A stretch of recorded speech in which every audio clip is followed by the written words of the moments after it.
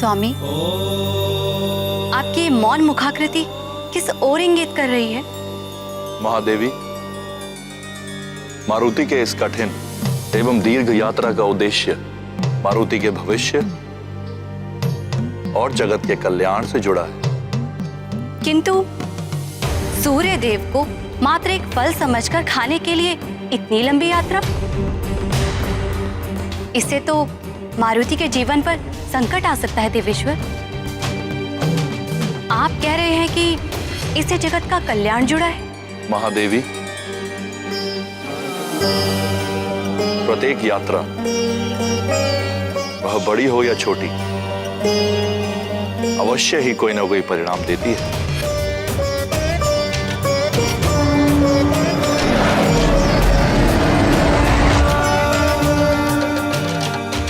मारुति की ये यात्रा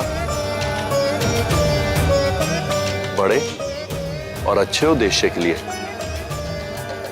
बड़े और लोक कल्याणकारी उद्देश्य के लिए मूल्य भी बड़ा चुकाना पड़ता है। किंतु देवेश्वर, मारुति अभी बालक है। मुझे भय है कि इसका परिणाम कहीं असहनीय ना हो जाए।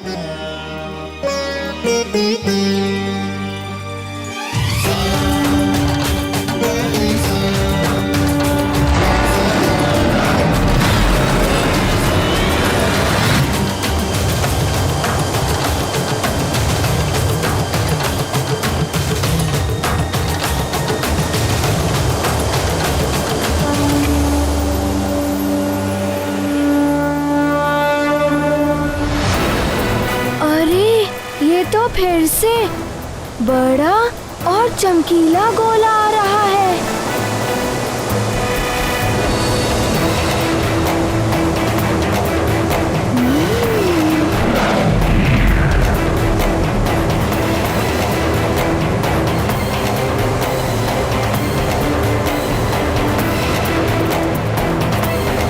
सावधान बालक,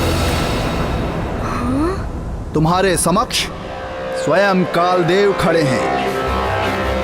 काल चक्र से तो पूरी सृष्टि परिचित है, कोई भी इस चक्र में नहीं पड़ना चाहता, किंतु तुम तो स्वयं मेरे इस चक्र के समीप आ रहे हो। ये तुम्हारा बालपन है।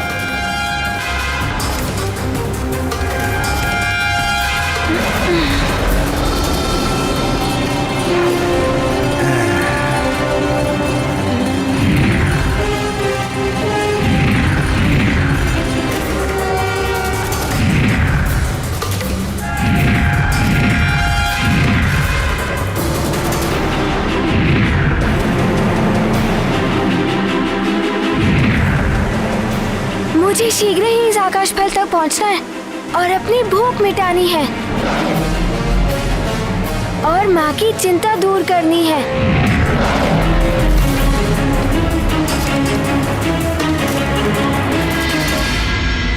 मारुति,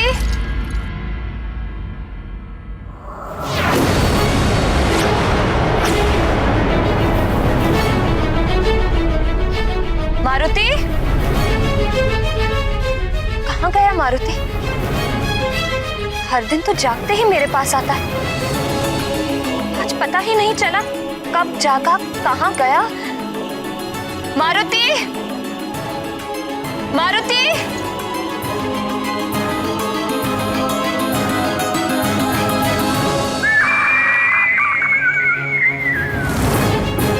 ये तो टिटहरी के चीखने की ध्वनि है।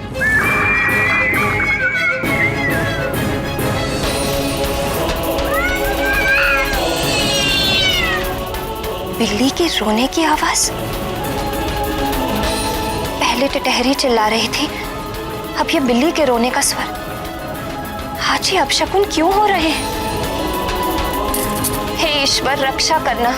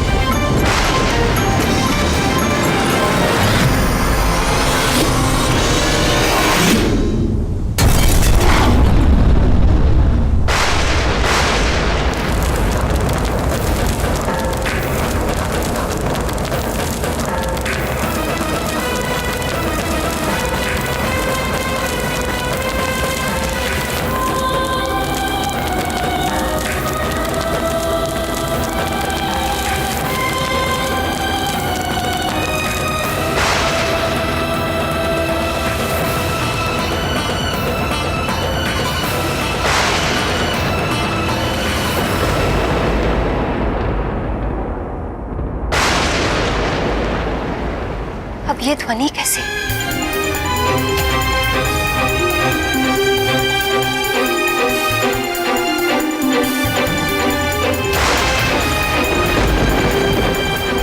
संपूर्ण आकाश में ये कैसे रखते माँ बाप? ऐसा विचित्र दृश्य तो मैं पहली बार देख रही हूँ। अवश्य अंतरिक्ष में कुछ हुआ है।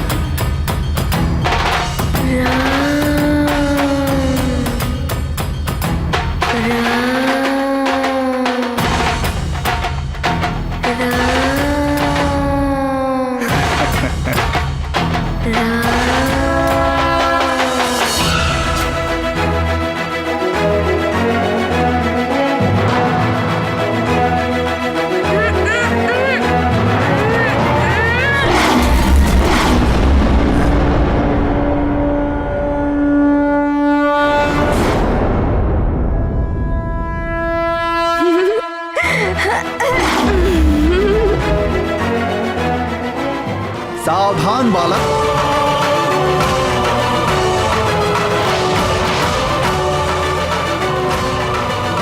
वापस लौट जाओ बालक। किसी को भी यहां से आगे जाने की अनुमति नहीं है। क्यों? क्यों अनुमति नहीं है? और आप मुझे रोक क्यों रहे हैं? क्योंकि मैं काल देव हूं। ये क्षेत्र मेरे अधिकार में है और यहां से आगे जाना वर्जित है। किंतु मुझे भूख लगी है। मुझे उस आकाश फल को खाना है। तभी मेरी भूख मिटेगी और मेरी माँ का भी दुख दूर हो जाएगा।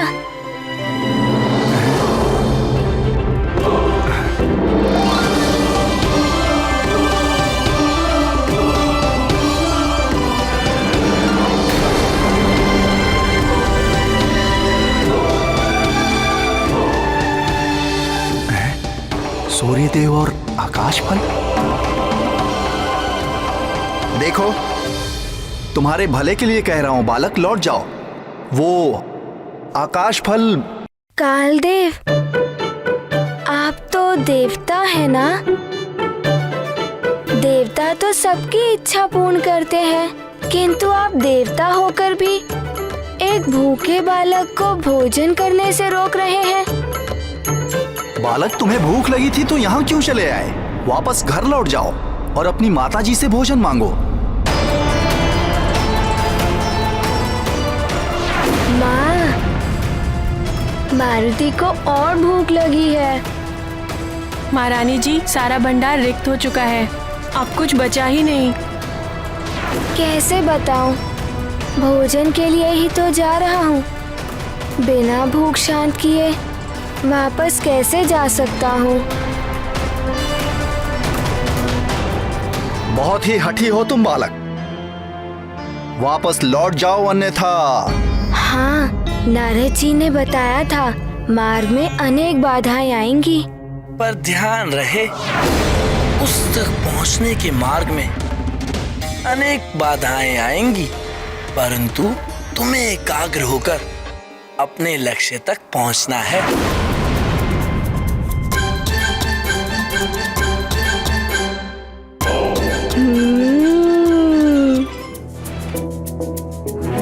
मार्ग में बाधाएं आएंगी, किंतु मैं भयभीत होकर मार्ग से वापस नहीं लौटूंगा।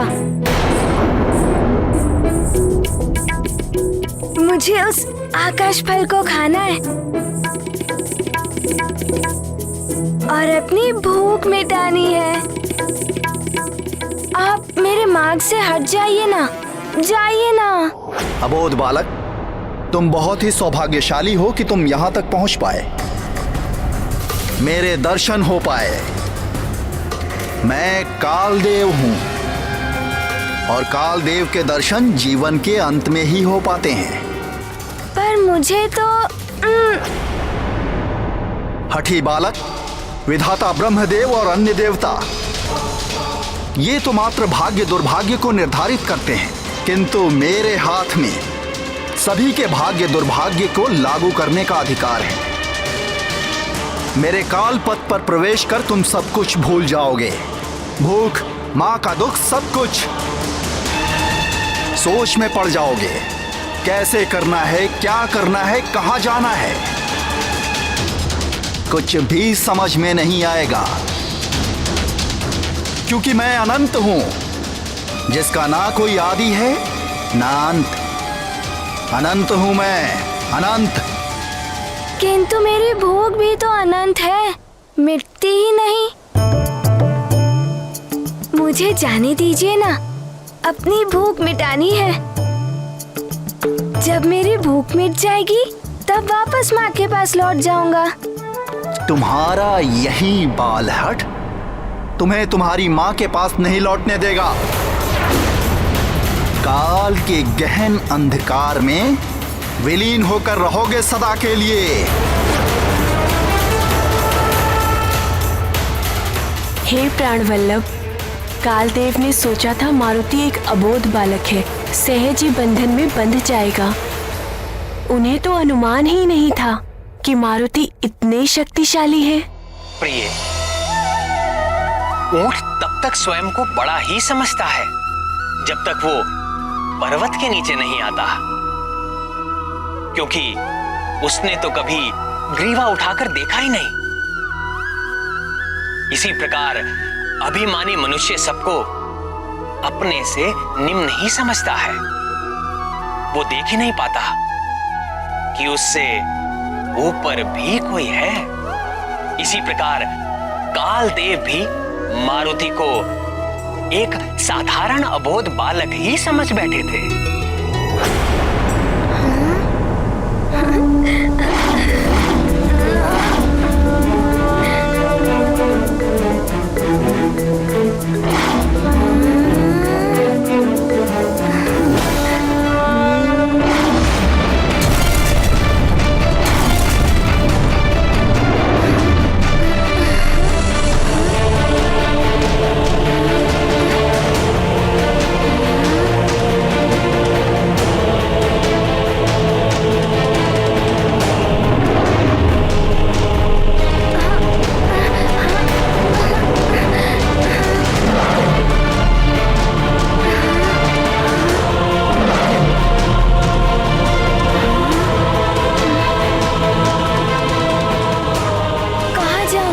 समझ में ही नहीं आ रहा है।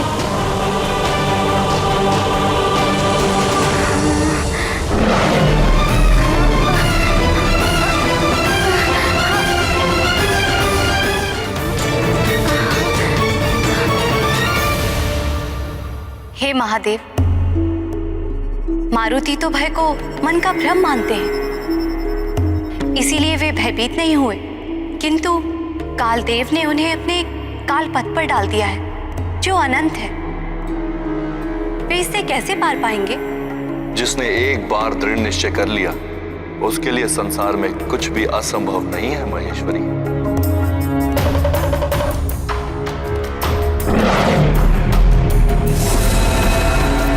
दीपक की एक छोटी सी ज्योति भी गहन अंधकार को मिटा देती है। जल निरंतर बहते हुए चट्टानों को काट देता है।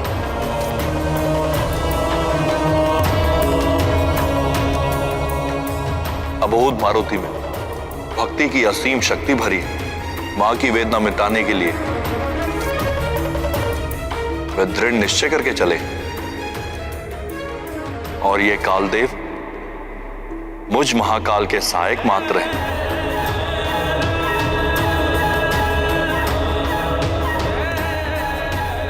किंतु मारुति मेरे अंश है। यह है कालदेव और मारुति, दोनों के लिए परीक्षा की घड़ी है देवी।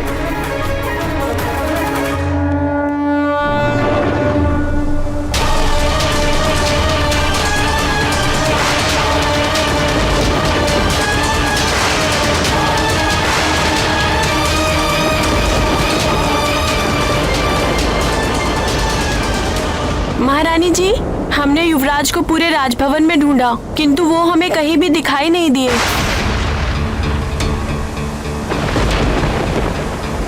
राजभवन में नहीं है? राजभवन में नहीं है तो कहाँ गया होगा?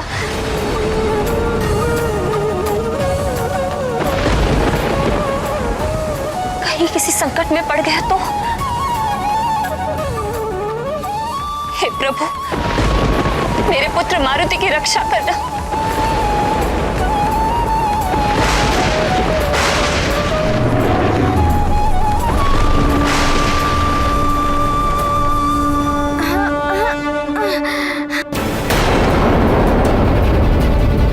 सूर्येन्दुग्रहणं यावत्तावत् कुर्याजपादिकम् सूर्येन्दुग्रहणं यावत्तावत् कुर्याजपादिकम्। महाराज, क्या हुआ महारानी? मारुति का कुछ पता नहीं चल रहा। पूरा राजभवन देख लिया, वो कहीं नहीं मिला।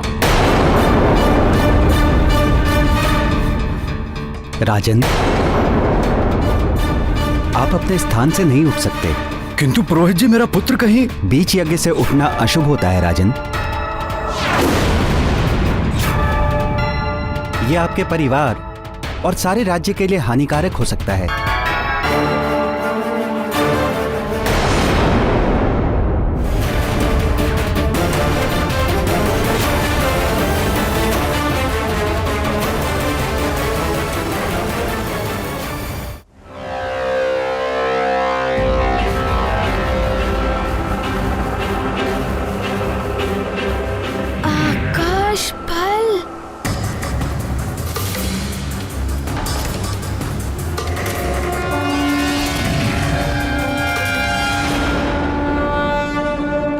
महाराज, आप अपने स्थान से नहीं उठ सकते हैं। किंतु पुरोहित जी, मेरा पुत्र कहीं। बीच यज्ञ से उठना अशुभ होता है राजन।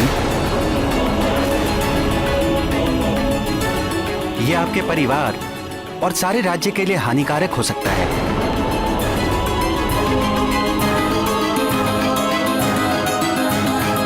चिंता मत करो अंजना, हो सकता है वो अपने मित्रों के साथ कहीं खेलने चला गया हो। मैं अभी सैनिकों को भेजकर पता करवाता हूँ। सैनिकों, अन्य सैनिकों को लेकर जाओ और शीघ्र पता लगाओ कि युवराज कहाँ है। जी महाराज।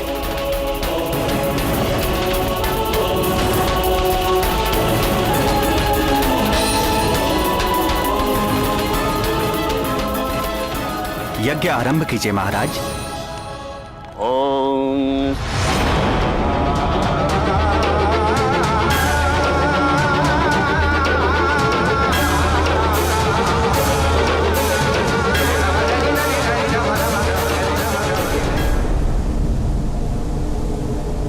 अरे, यहाँ तो चारों ओर कुछ दिखाई ही नहीं दे रहा है।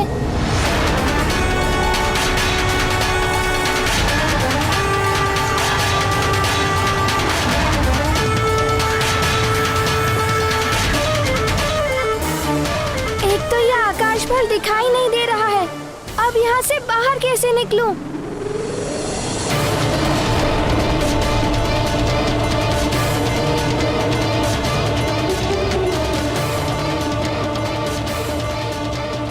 तुम एक अल्पायु के अबोध बालक हो।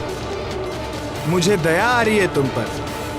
देखो, अभी भी मेरी बात मान लो और लौट जाओ। इस कालपथ के गहन अंधकार में अपने भविष्य को ऐसे भटकते हुए विलीन मत होने दो। लौट जाओ। किंतु मुझे बहुत भूख लगी है। जब मैं आकाश फल को खाऊंगा तभी मेरी भूख मिटेगी। बहुत ही हठी बालक है ये।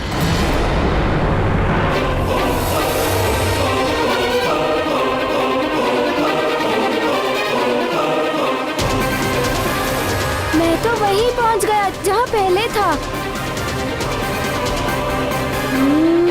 कालदेव मुझे भ्रमित कर रहे हैं, किंतु मैं तो आकाश फल खाकर ही रहूंगा।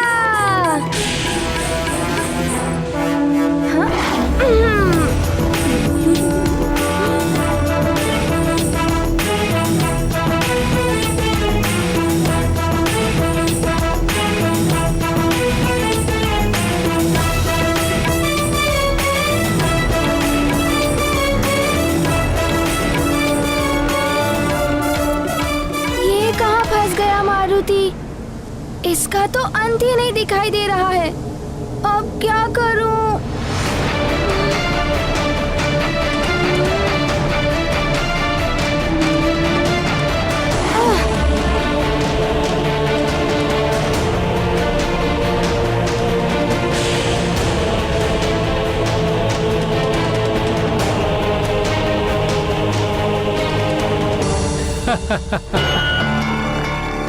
अबोध है ये बालक जो कालदेव के सत्य को समझ नहीं पाया, अन्यथा कालपथ की ओर बढ़ने का साहस नहीं कर पाता। अब तो कालपथ की भूल भुलैया में खो कर रह जाएगा। अच्छा ही हुआ, अब इस ओर तो क्या किसी और भी नहीं जा पाएगा ये बालक। कालपथ की अनंतता को क्या पार कर पाएगा ये बालक।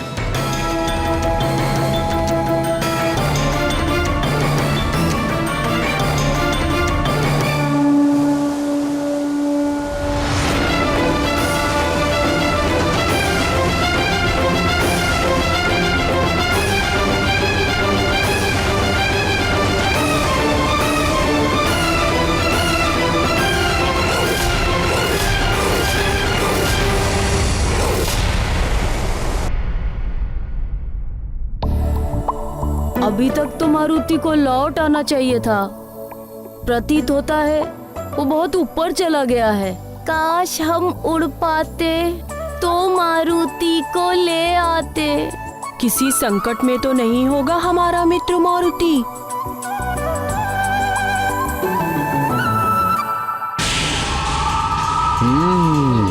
बलबला बलबल। ऊपर गया है मारुति।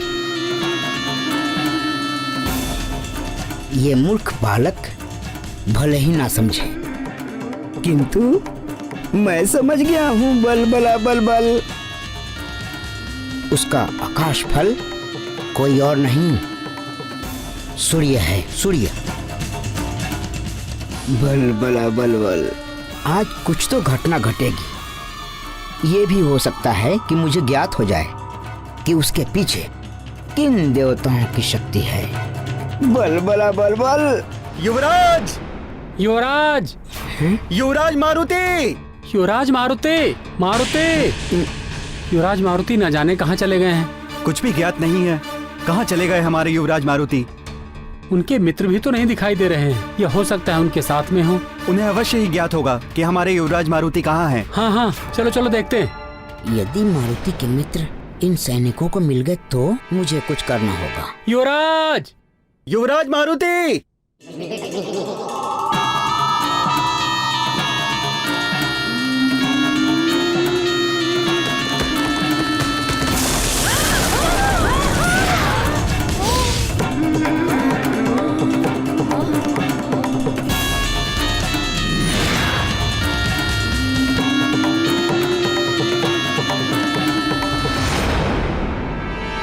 बच गए।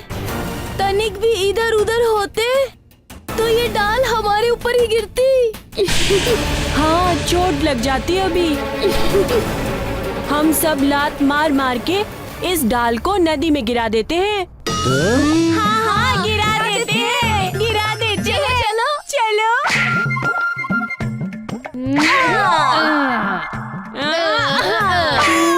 कुछ तो बताओ अपने मित्र मारुति के लिए, हम क्या करें? तुम तो बड़े ज्ञानी हो नील, सबको कहते फिरते हो। थोड़ा ज्ञान मुझसे ले लो। अपने ज्ञान के भंडार में से कुछ सुझाव निकालो नील। यदि हम मारुति की बात राजमाता को बता दें तो? हाँ, ये उचित रहेगा। हमें महाराज और महारानी जी को बता देना चाहिए।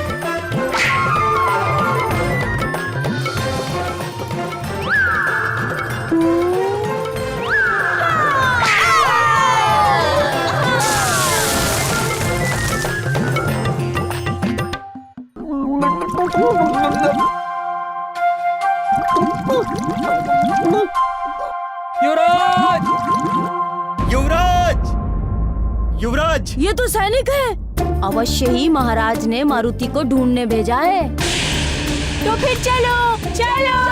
चलो चलो चलो।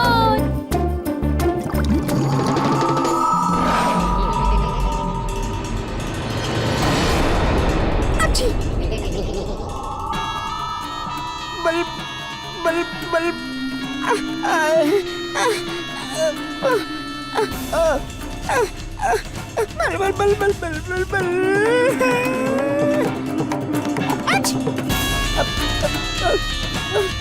तिमल शिगड़ी यहाँ से निकल।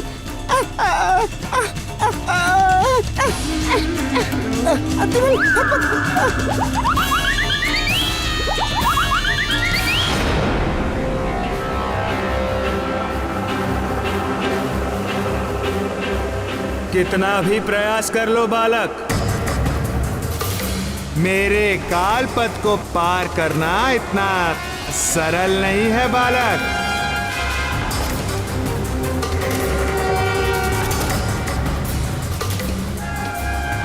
किधर गया वो आकाश फल? मारुति की भूख तो और भी बढ़ रही है।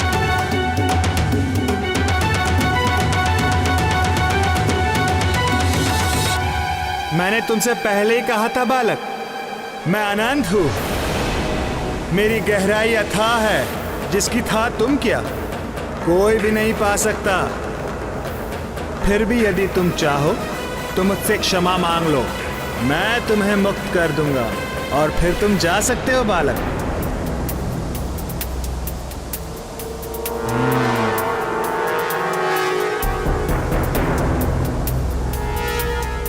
क्या सोच रहे हो बालक? पश्चाताप हो रहा है ना अपने निर्णय पर? महाकाल का सहायक महाकाल के ही अंश को इस प्रकार बाधित करे, ये कैसे संभव हो सकता है? प्रिय, जल में पड़ते हुए प्रतिबिंब को देखकर कोई चंद्रमा को बांध सका है क्या? काल देव का काल पथ भले ही मेघों के समान अंधकारमय है, किंतु मारुति भक्ति और ज्ञान रूपी विद्युत है।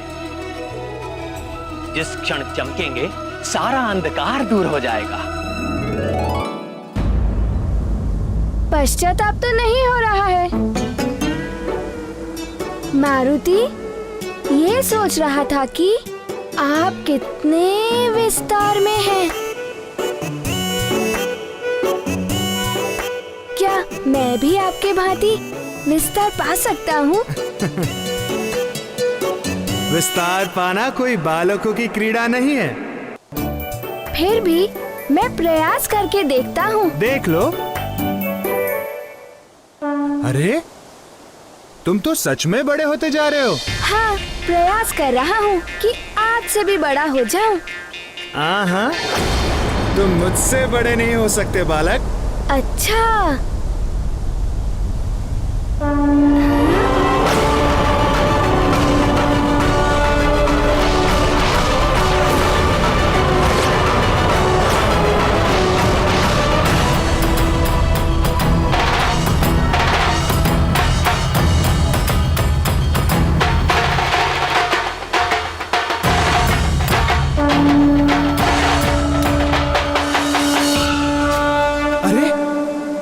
ये कैसे हो सकता है?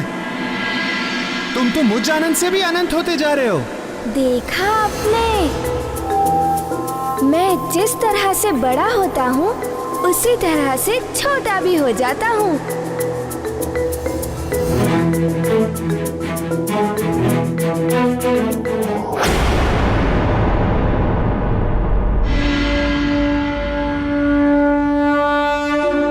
देखा आपने?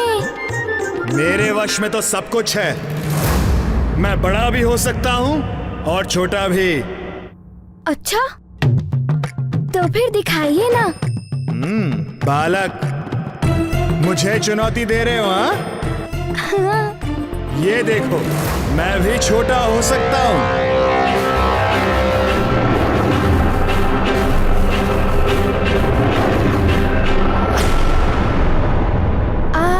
छोटे तो हो रहे हैं, किंतु मैं बिंदु के समान छोटा हो सकता हूँ। आप उतने छोटे नहीं हो सकते। मैं काल हूँ, लघु से लघुत्तम भी बना सकता हूँ मैं स्वयं को। विश्वास नहीं होता। मेरी तो छोटी हथेली है। यदि आप इससे भी छोटे हो गए तो मैं आपको मान लूंगा। अच्छा, किंतु मैं तुम्हारे लिए क्यों करूं? क्योंकि आप ऐसा कर ही नहीं सकते। मैं तुम्हें अभी विश्वास दिलाता हूँ। अच्छा, तो मेरी हथेली पर आकर दिखाइए, अन्यथा मुझे आकाश पल तक जाने दीजिए। तो ये देखो।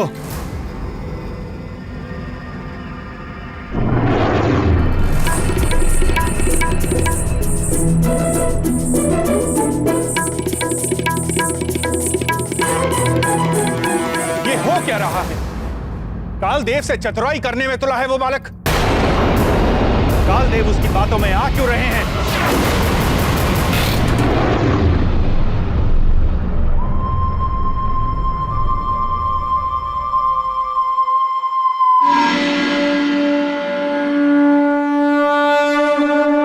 देखा तुमने बालक, काल के लिए कुछ भी असंभव नहीं है। क्षमा कीजिएगा कालदेव। अरे बालक, अरे क्या, अरे बालक ये क्या कर रहे हो? क्या कर रहे हो बालक? तुमने अपनी हथेली क्यों बंद कर ली? क्योंकि मारुति को भूख लगी है, मुझे उस आकाश फल तक जाना है और अपनी भूख मिटानी है। बालक मुट्ठी खोलो, मुट्ठी खोलो बालक, हमें मुक्त कर दो बालक।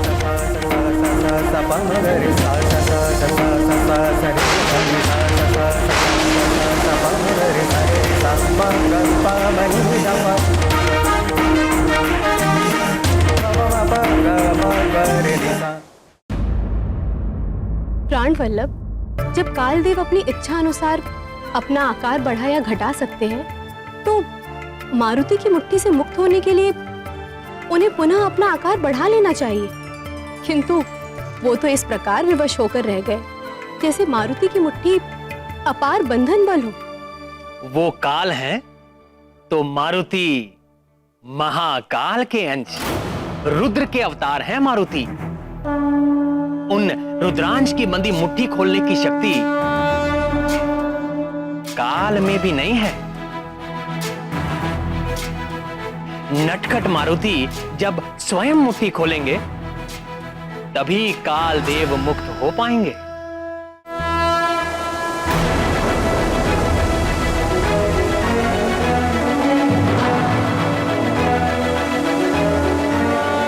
अरे अरे ये तुमने क्या किया बालक? बालक मुट्ठी खोलो, मुट्ठी खोलो बालक, अन्यथा सृष्टि का कालक्रम बिगड़ जाएगा।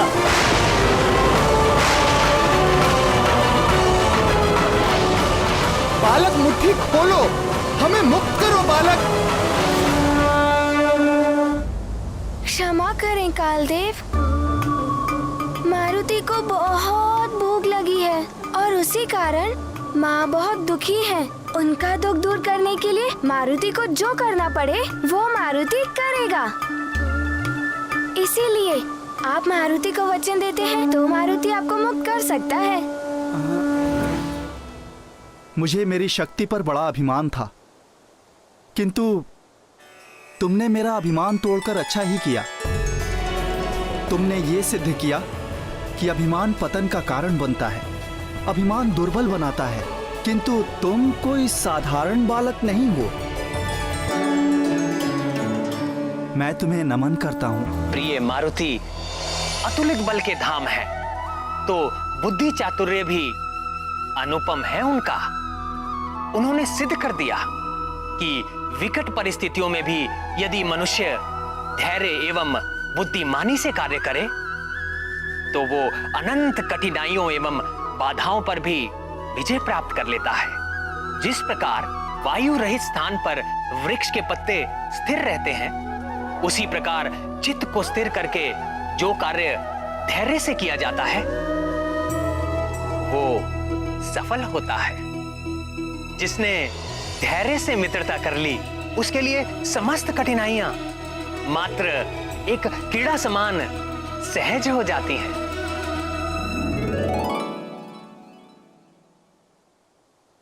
कालदेव, यदि मेरे कारण आपको कोई कष्ट पहुंचा हो या किसी प्रकार का दुख हुआ हो तो मारुति को क्षमा कर दीजिए।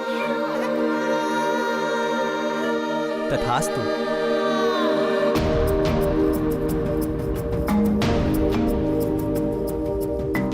मेरा आकाश फल।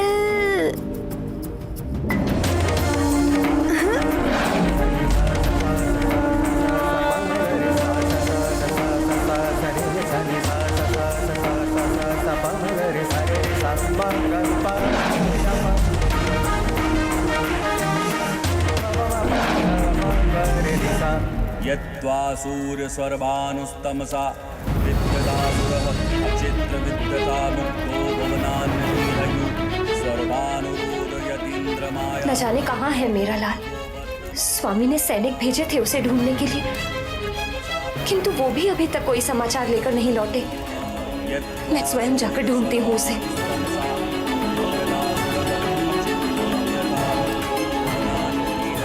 किंतु महाराज को कैसे बताऊं?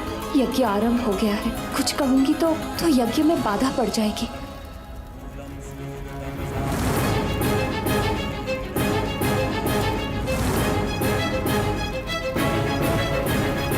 महाराज, अब आपके साथ महारानी जी भी यज्ञ स्थान में बैठेंगी, तभी यज्ञ की आगे की विधियां संपन्न होंगी।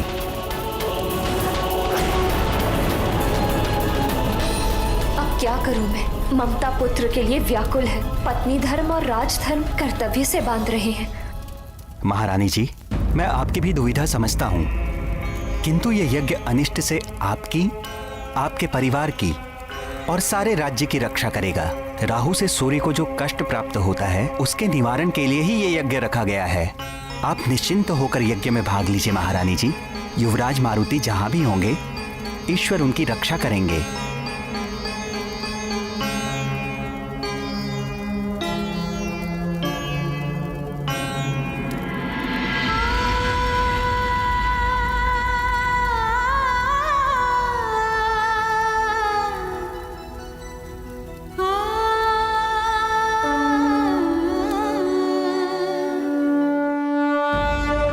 सूर्यदेव, वो बालक तो कालदेव से बचने में सफल रहा, किंतु ये हुआ कैसे?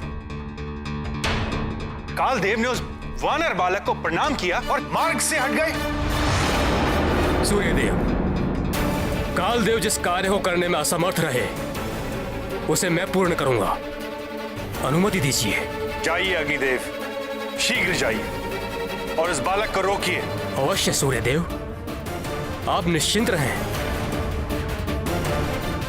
पावक, दहन, किशांडु, हुताशन, वाहनी, मेरे ये तत्व मेरी सेना है सूर्यदेव। क्षण भर में सब कुछ भस्म कर देते हैं। यदि वो बालक नहीं रुका तो मेरे ये तत्व रोक ही लेंगे उसे।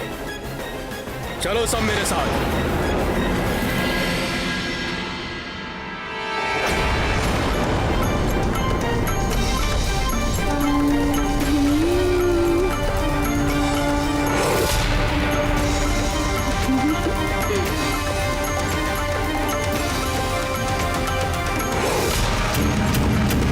रुक जाओ बालक।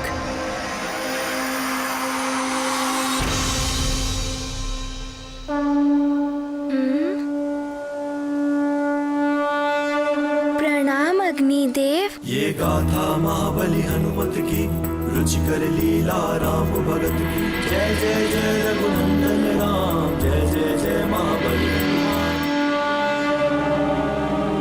केसरी नंदन मारुति, मैं तुम्हारे षष्ठी संस्कार में तुम्हें आशीर्वाद देने आया था। हे महातेजस, आपका तेज, औज और बल सदैव वृद्धिमान रहे। मारुति प्रभु का है विस्फोट, अहम पर करते निश्चल चोट। अब तुम मेरा एक श्रेष्ठ सुझाव भी मान लो, वापस चले जाओ। तुम्हारा यहाँ से आगे जाना अनुचित है। अब क्या करें मारुति? अब तो आप भी मारुति को भटका रहे हैं, किंतु मारुति अपने लक्ष्य को पाने के लिए दृढ़ निश्चय ही करके निकला है। रोको मारुति को।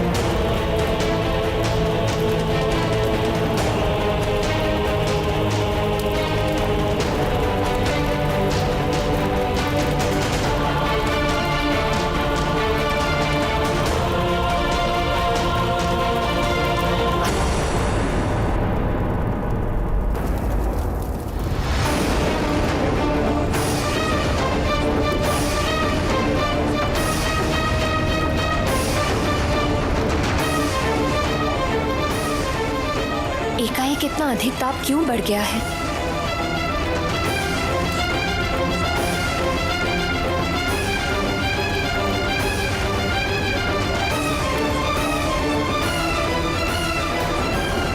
मेरे लाल पर कोई संकट है क्या? सैनिकों की पुकार तो यहीं से आ रही थी। किस ओर निकल गए सैनिक? युवराज मारुति! उस ओर से ध्वनि आ रही है। चलो चलो चलो चलो जल्दी। हाँ।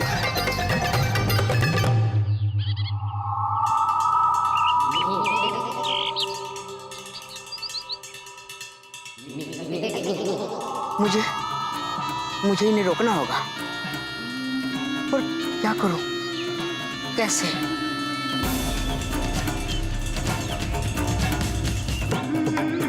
बल बला बल बल।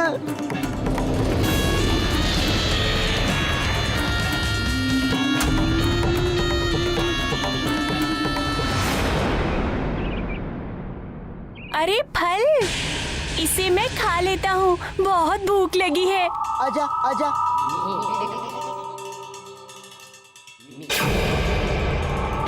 अरे ये तो लुढ़क गया। अरे क्या हुआ गंधमादन? थोड़ा ज्ञान मुझसे ले लो, लौट कर फल खा लेना। फल कहीं भागा नहीं जा रहा। किंतु ये फल तो भाग रहा है। फल भाग रहा है?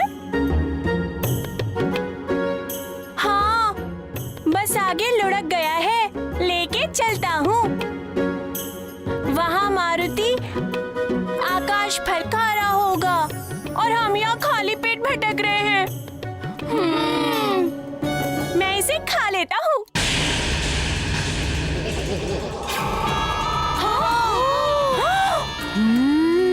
बोला था ना कि ये लुढ़क रहा है। बल बला बल बल। मुझे खाएगा, अस्सी बल को खाएगा। आजा आजा आजा आजा।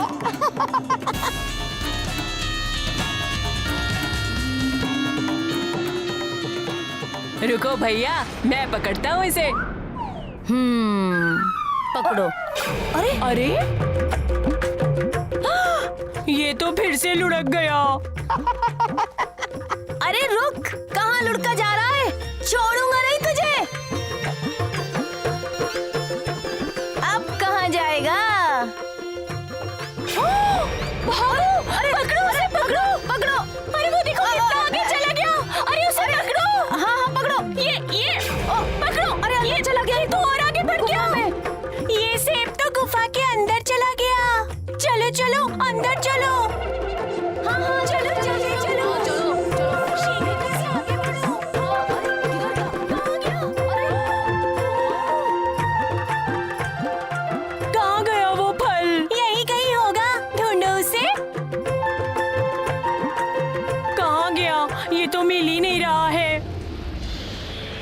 इधर ही तो था अभी।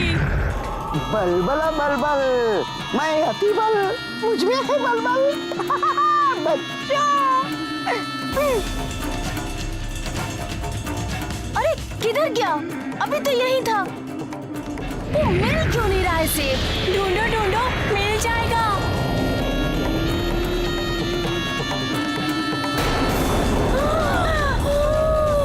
ये गुफा का द्वार बंद कैसे हो गया? हम बाहर कैसे जाएंगे?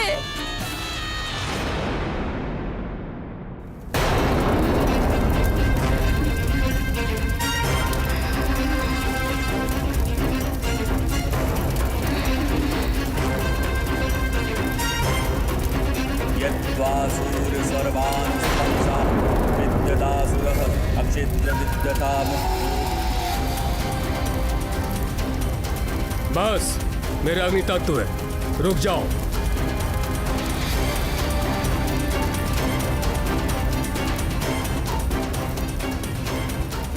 हठ मत करो मारुति, अपने माता पिता का स्मरण करो। तुम्हें कोई भी आघात होगा तो उन्हें कितना दुख होगा। माँ, मारुति को और भूख लगी है। सारा भंडार रिक्त हो चुका है, अब कुछ बचा ही नहीं।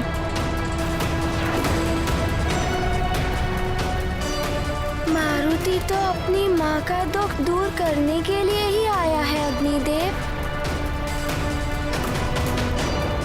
बस रुक जाओ। यदि अब भी तुमने अपना हठ नहीं छोड़ा तो मेरे ये तत्व तुम्हारे विरुद्ध युद्ध छेड़ देंगे और इनके ताप से तुम्हारी कोई भी युक्ति तुम्हें बचा नहीं पाएगी।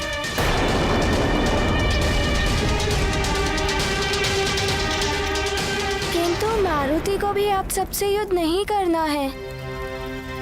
मारुति को तो अपनी भूख मिटानी है उस आकाश फल को खाकर।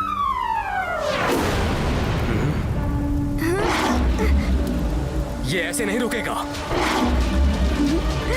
आक्रमण करो इस पे।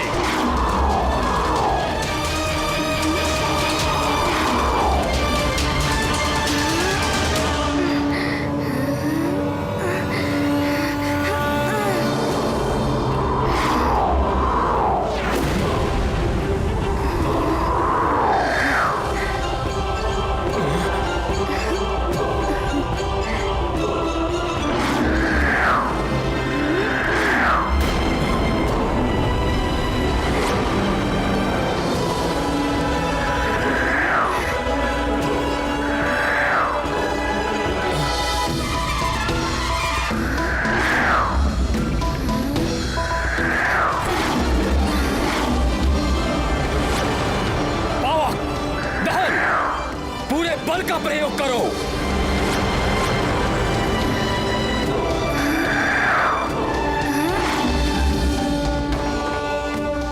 हुताशन, किशांडू और तीव्रता से आक्रमण करो।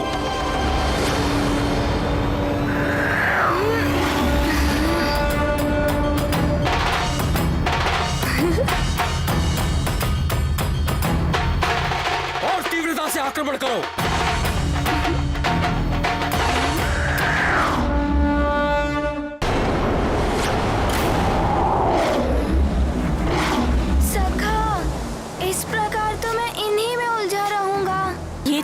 दुर्बलता का परिचायक है। प्रिय, अनावश्यक युद्ध को टालना दुर्बलता का परिचायक नहीं है।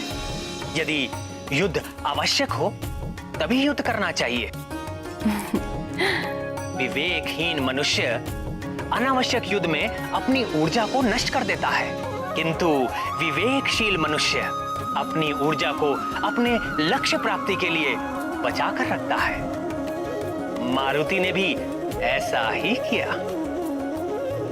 आवश्यक एवं अनावश्यक युद्ध का अंतर जानने वाला ही एक कुशल नीतिज्ञ हो सकता है।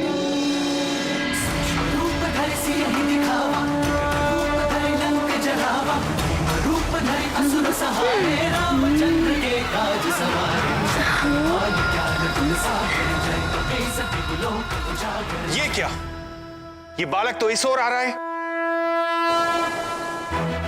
अग्निदेव इसकी चाल समझ क्यों नहीं पा रहे हैं? किंतु सूर्यदेव, अधिक देर नहीं बच पाएगा ये अग्निदेव की दृष्टि से। इस तरह से नहीं मानेगा ये। घेर लो इसको और अपनी प्रचंड ज्वाला में भस्म कर दो।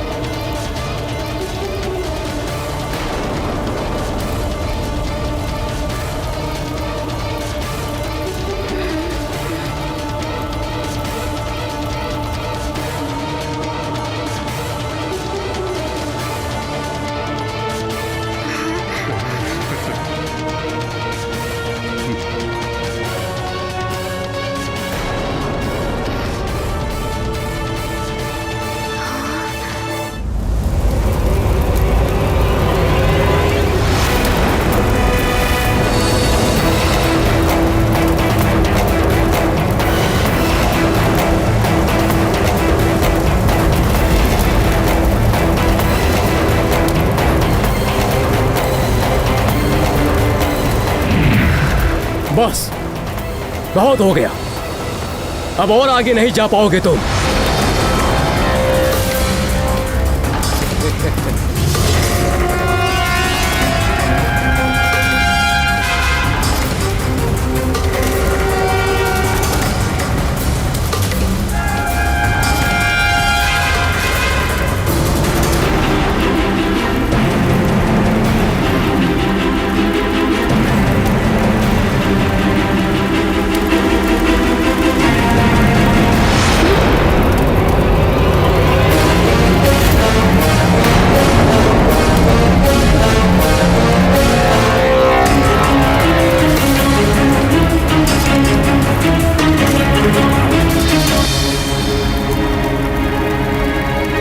अब इसे मेरी शक्ति का आभास होगा।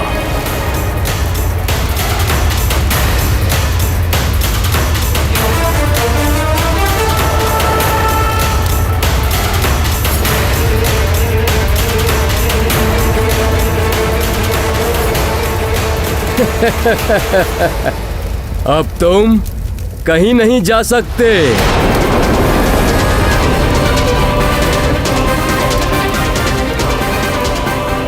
इतनी प्रचंड अग्नि। अवश्य यह आकाश फल बहुत विशेष होगा, इसीलिए अनेक बाधाएं आ रही हैं।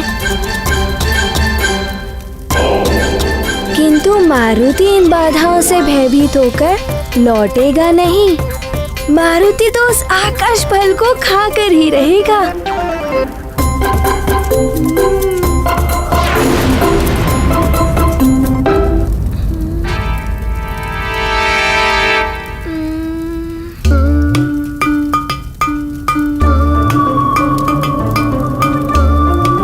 किंतु क्या करे मारुति, कुछ तो करना ही होगा।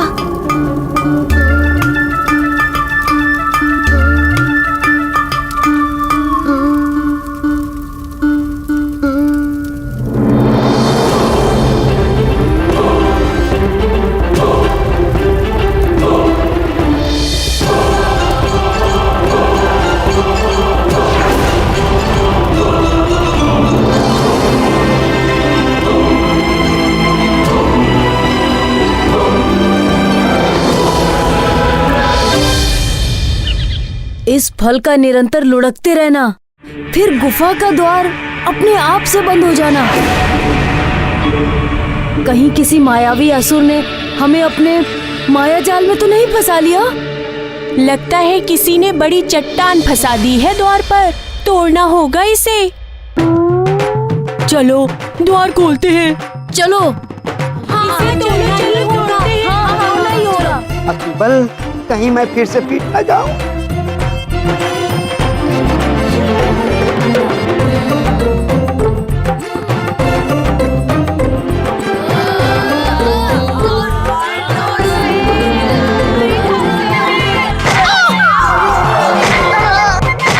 बल तू पीट रहा है, कुछ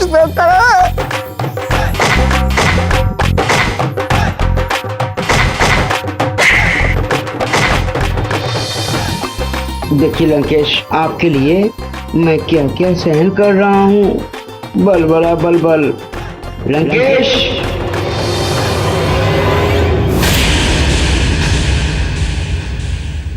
है कहाँ ये अतिबल? हर बात पे बल बल आता रहता था, परंतु जब से सुमेरु गया है कोई सूचना नहीं। ग्रहण का भी समय आ चुका है, कहाँ है अतिबल? प्रणाम लंकेश। निकुंभला देवी के दरबार में सूर्य ग्रहण के मायावी यज्ञ की पूर्ण व्यवस्था कर दी गई है। प्रणाम। मायावी यज्ञ।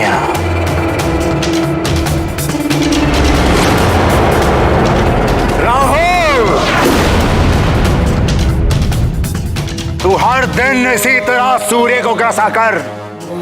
सूर्य को ग्रहण लगते ही हमारी असुरी शक्तियां प्रबल हो उठती हैं। ग्रहण काल में मायावी यज्ञ से हमारे मायावी असुरों को अनेकों आसुरी सिद्धियां प्राप्त होती हैं। जय मां निकुंभला। महाराज दशानन की, महाराज दशानन की, लंकाधिपति रावण की, महाराज लंकेश्वर की, महाराज लंकेश्वर की, महाराज लंकेश्वर की,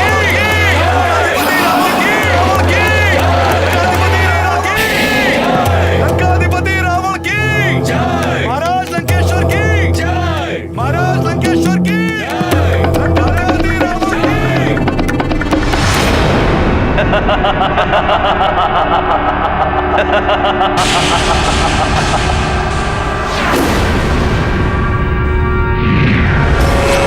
दशानन लंकेश को काल नेमी का प्रणाम। दशानन, आपने जो कहा था वो पूर्ण हो गया। पंपासर नरेश ने मानव और वानर राजाओं की सभा बड़े उत्साह, बड़े जतन से आयोजित की थी, वो विफल हो गई है। दशानन, मैंने मानव और वानर राजाओं में फूट डाल दी।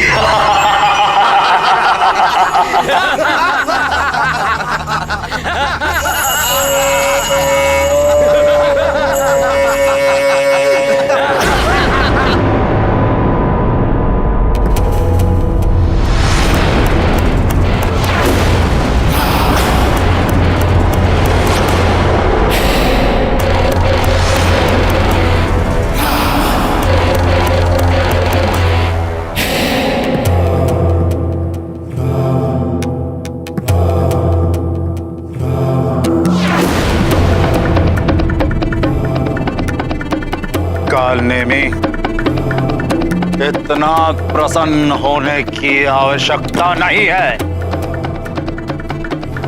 ये नर और वानर तो हमारे सामने तिनके के समान है। फूट डाल दी। प्रसन्न तब हो जब तीनों लोकों पर असुरों का एक छत्र राज स्थापित हो जाए। पाताल, पृथ्वी और स्वर्ग पर हर स्थान पर हमारा रक्त ध्वज फहराता हुआ दिखाई दे, तब प्रसन्न होंगे हम। दशानन, वो दिन भी शीघ्र अतिशीघ्र आएगा जब तीनों लोकों पर असुरों का राज होगा, असुरों का। सुमेरु में भी एक वानर बालक अपना सर उठा रहा था। अतिबल को भेजा है वहां, पर न जाने वो कहां फंसा हुआ है।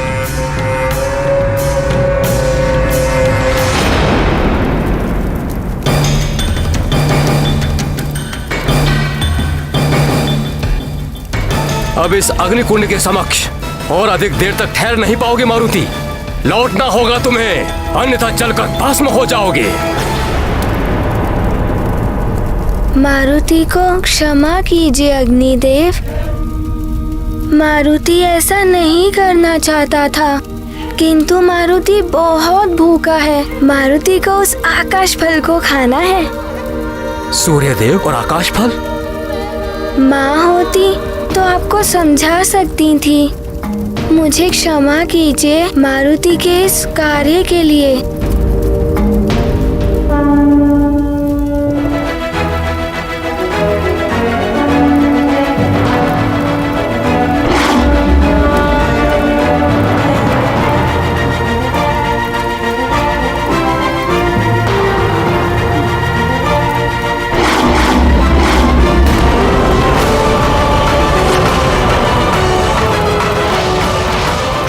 असंभव।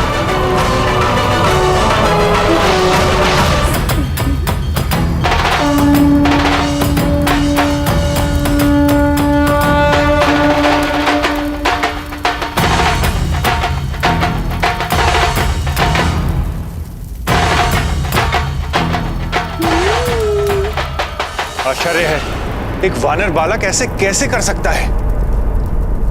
सूर्यदेव, प्रतीत होता है अद्भुत शक्तियों का स्वामी है ये बालक।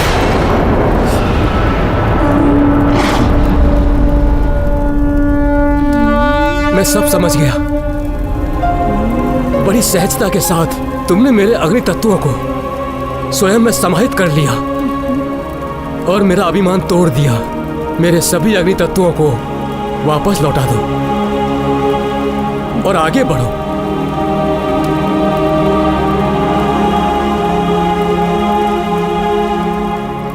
मैं तुम्हें आशीर्वाद देता हूं।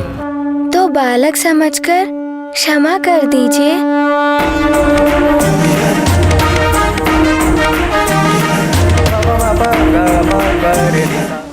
प्रकृति के कार्यों में हस्तक्षेप किया, उनके नियमों का उल्लंघन किया, उनके कारण जगत का अनर्थ भी हो सकता।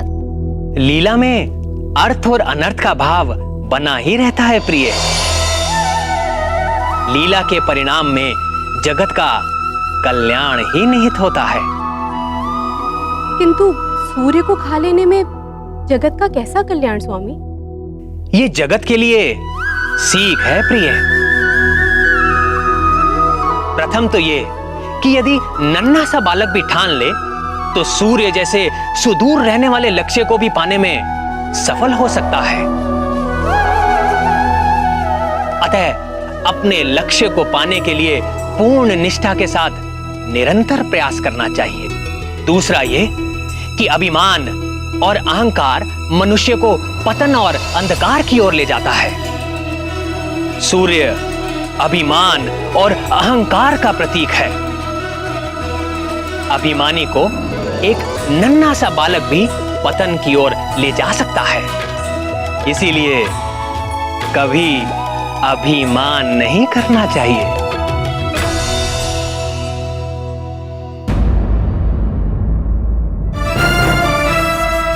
बहुत निर्भय है ये बालक। प्रतीत होता है मुझे स्वयं ही इसे रोकने के लिए जाना पड़ेगा। नहीं सूर्यदेव, आप स्वयं। मैंने उसे रोकने के लिए एक विशिष्ट रणनीति सोची है। वो बालक यहां तक नहीं आ पाएगा।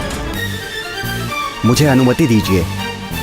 उचित है वरुण देव, जाइए और रोकिए इस बालक को। जो आज्ञा सूर्यदेव।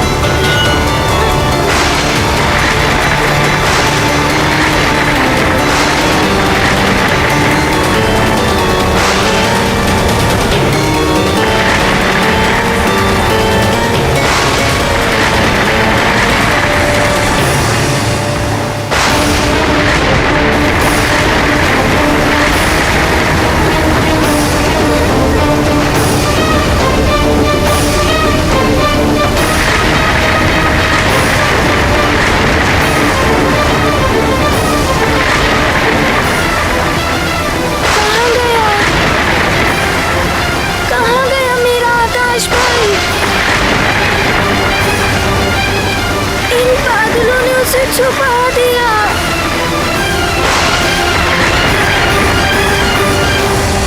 मेरा आकाश पल कहाँ गया?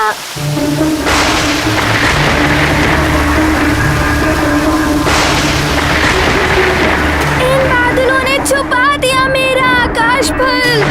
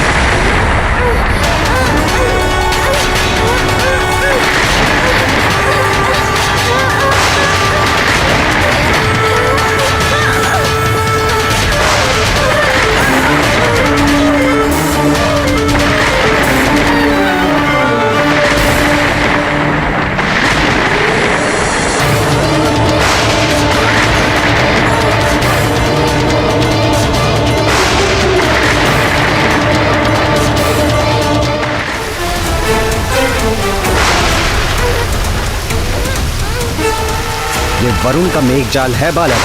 यहाँ तक तो तुम आ गए, किंतु अब यहाँ से आगे नहीं जा पाओगे।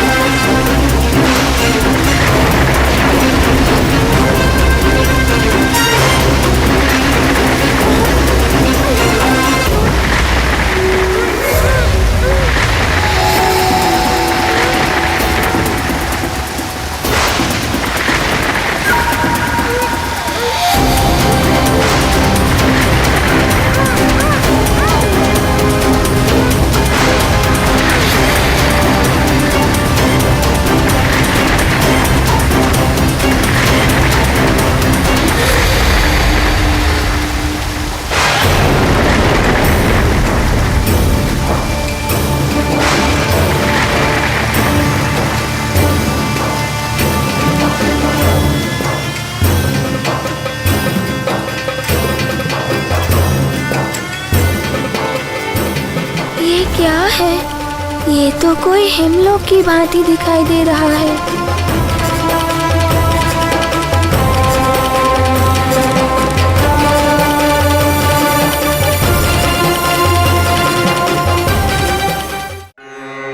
यत्त्वासूर सर्वानुस्तंसा विद्यदासुरः अक्षित्र विद्यथा मुक्तो भुवनान्यदीधयु सर्वानुरोध यदीन्द्रमाया अवो दिवो वर्त। ये मेरा हिमग्रह है।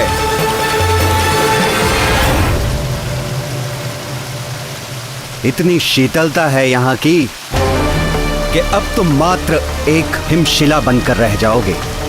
यहाँ से जाना तो दूर की बात है बालक, तुम तो यहाँ से निकल भी नहीं पाओगे।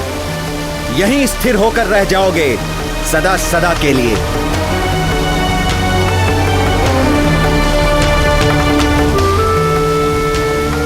प्रयास करना व्यर्थ है बालक, ये मुझ वरुण का हिमलोक है। तुम वरुण द्वारा बनाए गए सुदृढ़ शिला में बंदी हो, जिसे तोड़ना असंभव है।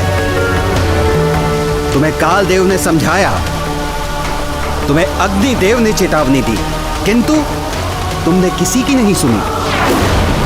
अब यही तुम्हारा दंड है कि तुम सदैव के लिए इसी हिमशिला में बंदी रहोगे।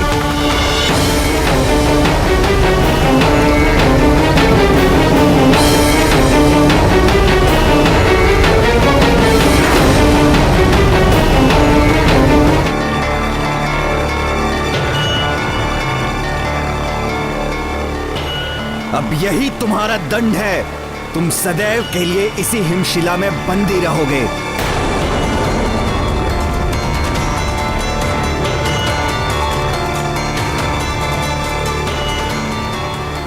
अद्भुत वरुण देव, सर्वश्रेष्ठ हैं आप। काल देव और अग्निदेव जो ना कर पाए वो आपने कर दिखाया। सखा, अब तुम ही मुझे शक्ति प्रदान करो।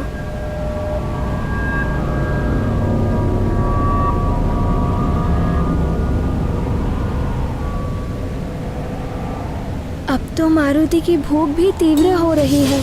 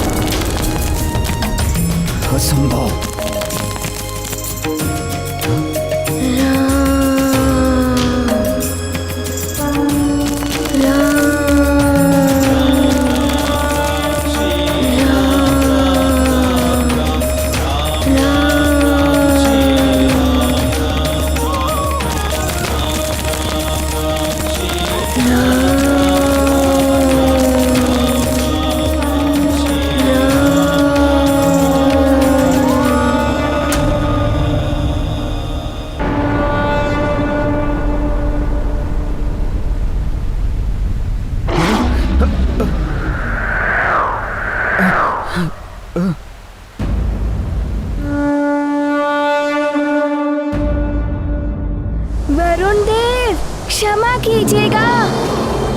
मारुति को आपसे युद्ध करने में कोई रुचि नहीं है। मारुति को तो भूख लगी है और आकाश फल मेरे समीप है। सूर्यदेव आकाश फल? मारुति तो आकाश फल खाने चला। वानर बालक, मेरी अनुमति के बिना तुम यहाँ से आगे जा भी नहीं पाओगे। जलपाश प्रकट हो।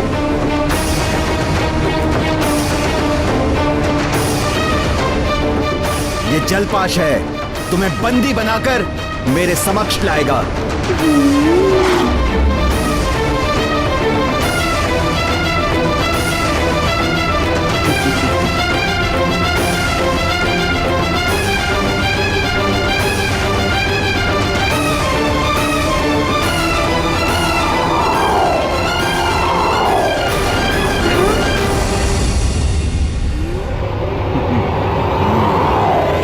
ये क्या?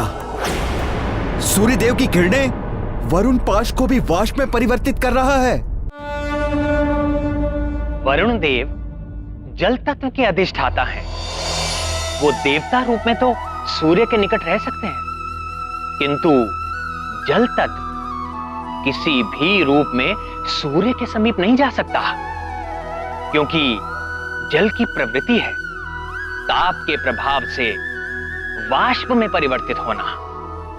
यही कारण है कि वरुण देव का छोड़ा हुआ जलपाश भी वाष्प बन उड़ गया और वरुण देव ने जिस हिमग्रह रूपी माया जाल में मारुति को बंदी बनाया था, वो भी संसार रूपी माया जाल का ही प्रतीक है। ये माया जाल गहरे अंधकार की भांति होता है। यदि ये समीप है तो क्या मनुष्य क्या देवता सबको अपने प्रभाव में ग्रस लेता है, बांध लेता है। माया से बंधा मन अपने मूल लक्ष्य से भटक जाता है और दुख का भागी बनता है। इस वानर बालक के समक्ष तो मेरा वरुण पास भी असफल हो गया। अवश्य ही तुम कोई दिव्य शक्ति हो। मैं प्रणाम करता हूं तुम्हें।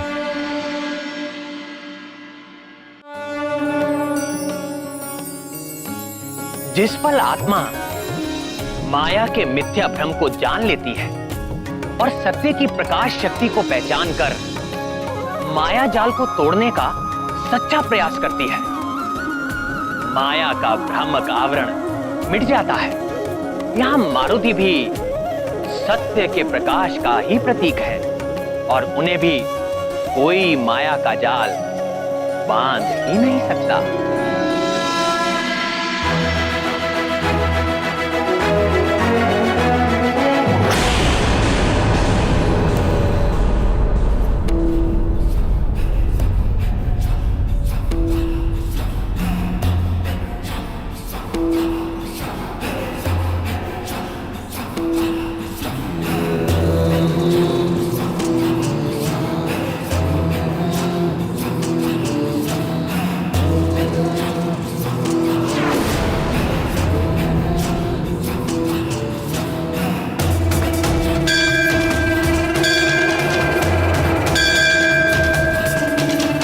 जय मां निकुंभला।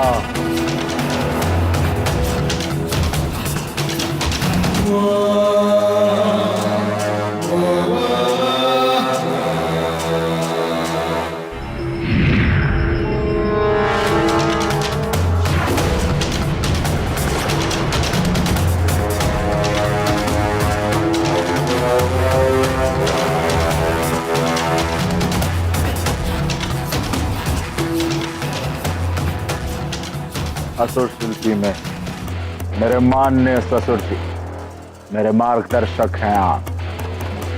मेरा प्रणाम स्वीकार करें।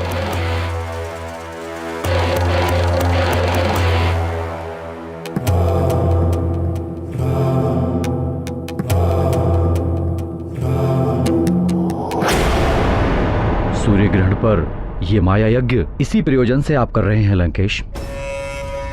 योजना अनुसार यंत्र की व्यवस्था हो गई लंकेश? पुरोहित जी। लंकापति और मायासुर जी, जैसे ही राहु सूर्य को ग्रसेगा, इसकी परछाई सूर्यमुखी चिन्ह पर पड़ेगी और हमें ज्ञात होगा सूर्य ग्रहण आरंभ हो रहा है।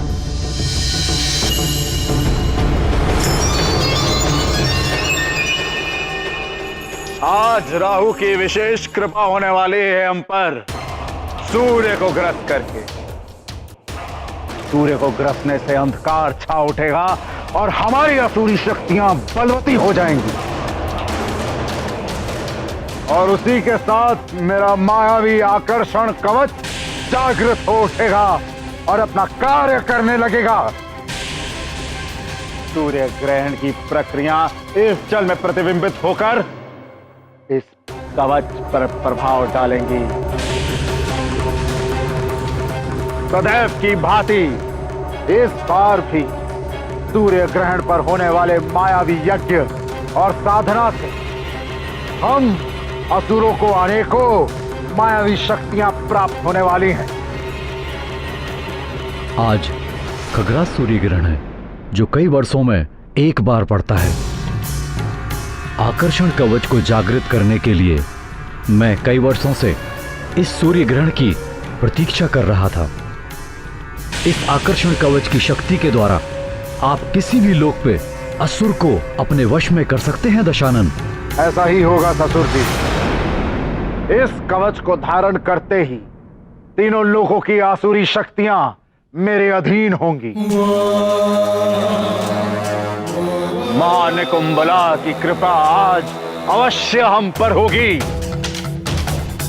बस ग्रहण की मुहूर्त की प्रतीक्षा है हमें।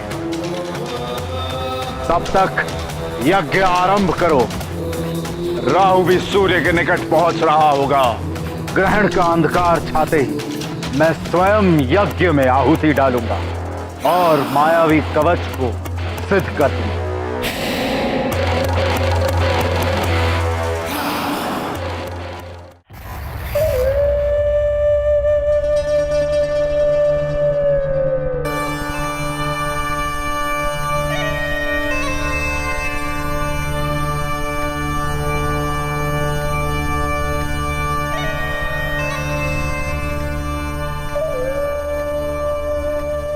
राहु, मेरे पुत्र, यदि मुझ सिंगिका का वश चलता तो उस दुष्ट सूर्य को मैं सदा सदा के लिए समाप्त कर देती। कपटी देवताओं के कारण तुम्हारी ये दशा हुई है मेरे लाल। दुष्ट सूर्य, चंद्र और छलिया विष्णु, इन सब देवों ने मिलकर तुम्हें छला है पुत्र। आज सूर्य को पूरी तरह से ग्रसना। जितनी पीड़ा तुम उसे दोगे उतनी ही शांति मिलेगी तुम्हारी मां को। सूर्य, सूर्य, मैं राहु, मैं जानता हूं मैं आज तुम्हें ग्रसने वाला हूं। इसलिए सारा संसार तुम्हें सहानुभूति की दृष्टि से देख रहा होगा, लेकिन मुझसे कोई सहानुभूति, कोई दया नहीं मिलेगी तुम्हें।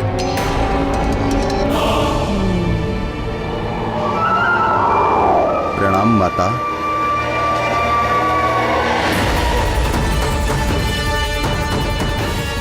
केतु, तुम सदैव विलंब करते हो आने में। ये सब देवताओं के कारण। मैं तो आप ही का हिस्सा हूं।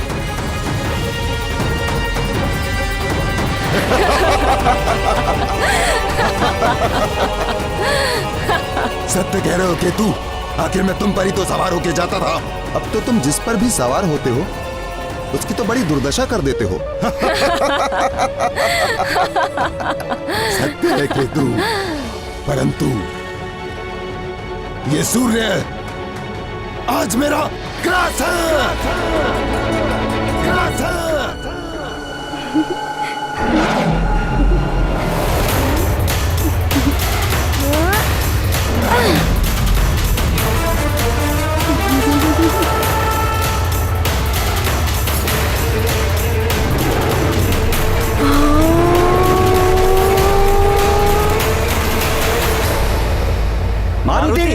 युवराज मारुति, युवराज मारुति।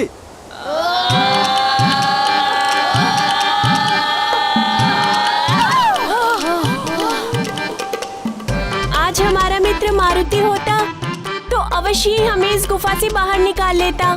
थोड़ा ज्ञान मुझसे ले लो। मारुति नहीं है तो क्या हुआ, स्मरण करो उसकी शक्ति का और उसके नाम का और टूट पड़ो इस चट्टान पर।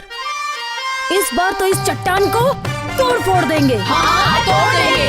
मारुति, मारुति, मारुति, मारुति, मारुति, मारुति, मारुति, मारुति। यहाँ मारुति मारुति कौन पुकार रहा है? हाँ, लगता है कोई संकट में है। हाँ, प्रतीत तो ऐसा ही हो रहा है। ये भाले और गधे अभी तक तो लकड़ियों और हाथ पैरों से मेरी पिटाई हो रही थी। अब ना जाने क्या क्या होगा तेरे साथ अतिबल। तू तो फंस गया।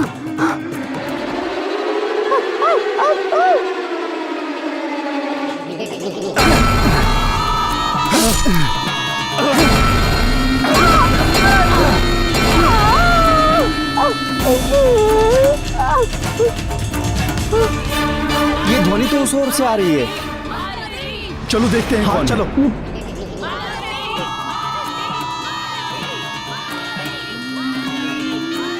सेनापति जी, ये ध्वनि इस गुफा से आ रही है।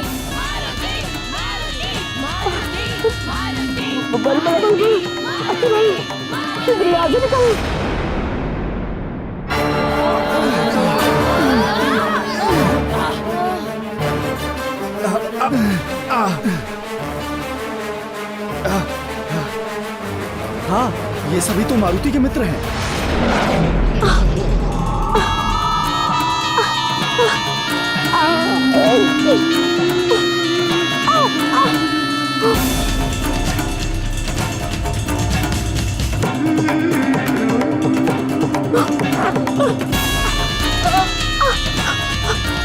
तुम लोग ठीक तो हो? आप सब मारुति को ढूंढ रहे हो ना?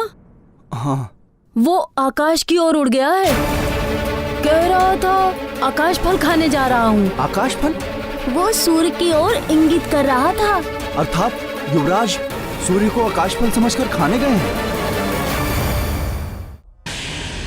ओम महादेव जातिवल्ली पुष्पको क्षीर पांडुर सोम सौम नो भवास्माकं सर्वदा ते नमो नमः।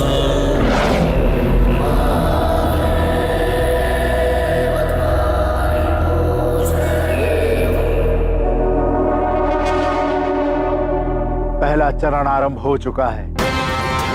राहु सूर्य को ग्रसने के निकट पहुंच चुका है।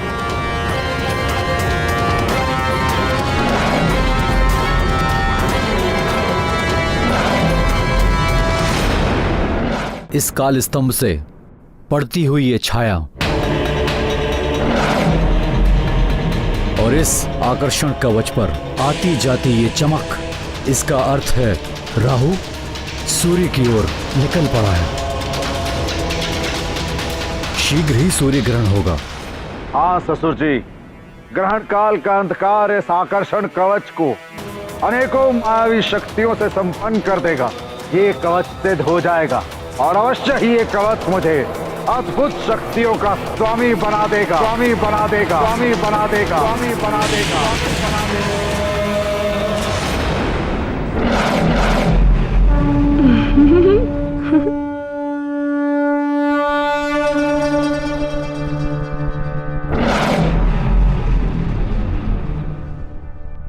कौन है?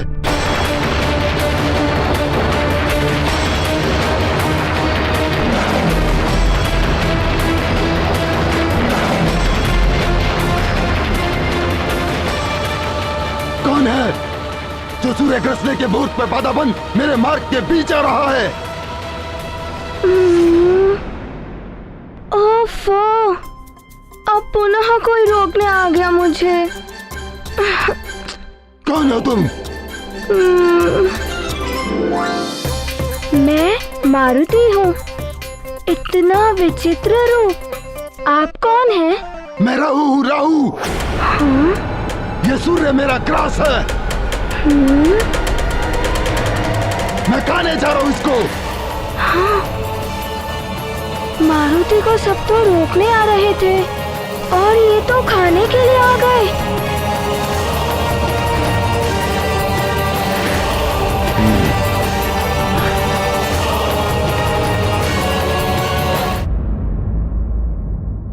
ये मेरा ग्रास है। हाँ? मैं खाने जा रहा हूँ इसको। मारुति को सब तो रोकने आ रहे थे और ये खाने आ गए। हाँ?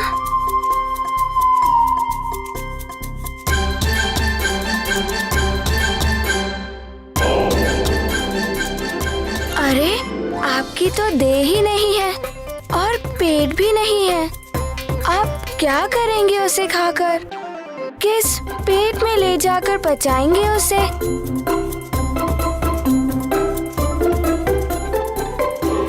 मारुति उस आकाश फल को खाने वाला है। मारुति को बड़ी तीव्रता से भूख लगी है और उसी कारण माँ भी बहुत दुखी है। कुछ भी हो, मैं उसे खाऊं, बचाऊं या कुछ भी करूं, इससे तुम्हें कोई सरोकार नहीं। इसमें तुम्हारा कोई अधिकार नहीं। ये मेरा ग्रास है, मेरा। उसमें सिर्फ और सिर्फ मेरा अधिकार है। ओहो, अरे समझते क्यों नहीं? आपका तो पेट भी नहीं है और देह भी नहीं है। किंतु मेरा पेट तो भूख से कुलबुला रहा है। लगता है ये उद्दंडी बालक ऐसे नहीं मानेगा। इसे दंड देना ही पड़ेगा।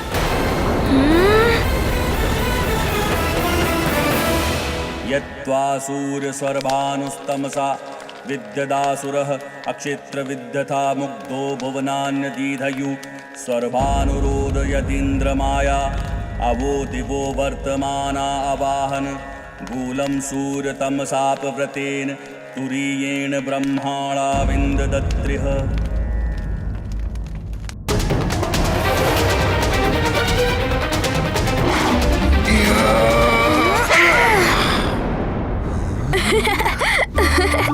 मारुति को भूख लगी है और आप मारुति को हंसा रहे हैं।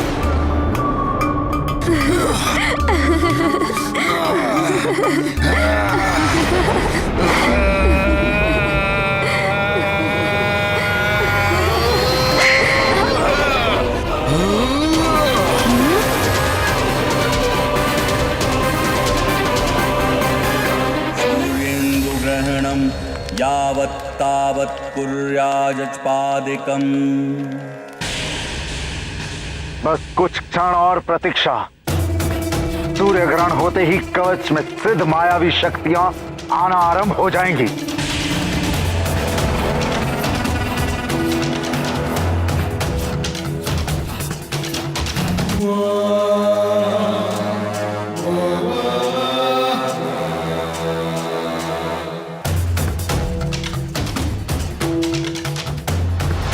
अच्छा, अब समझा। तो आप मारुति पर प्रहार कर रहे हैं, किंतु क्यों कर रहे हैं? ये क्या? इसने तो राहु जैसे वरदानी असुर को भी परास्त कर दिया।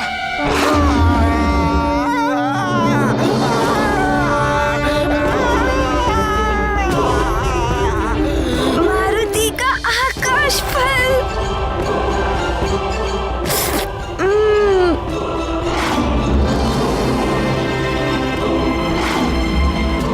कितनी बाधाएं आ रही हैं इस आकाश फल को प्राप्त करने में। देवर्षि नारद जी ने सत्य कहा था कि बहुत बाधाएं आएंगी,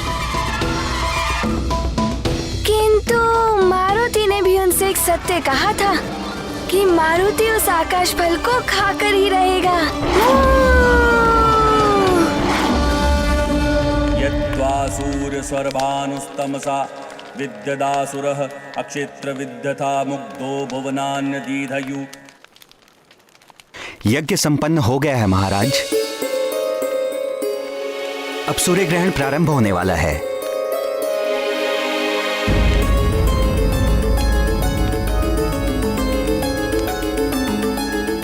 सैनिकों को तो अब तक मारुति की सूचना लेकर आ जाना चाहिए था।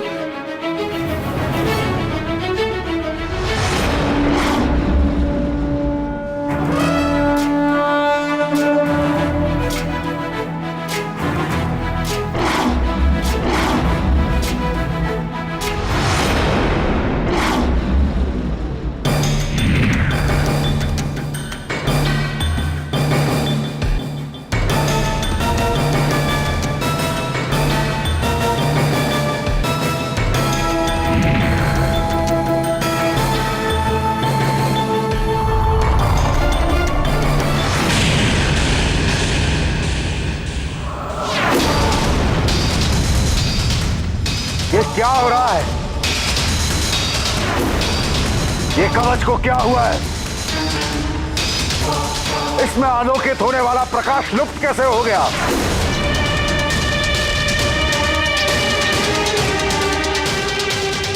आश्चर्य है दशानन, ग्रहण का समय हो चुका है किंतु ग्रहण अभी आरंभ नहीं हुआ। छाया भी अपने स्थान तक पहुंच चुकी है किंतु ग्रहण का कोई लक्षण नहीं दिखाई दे रहा है।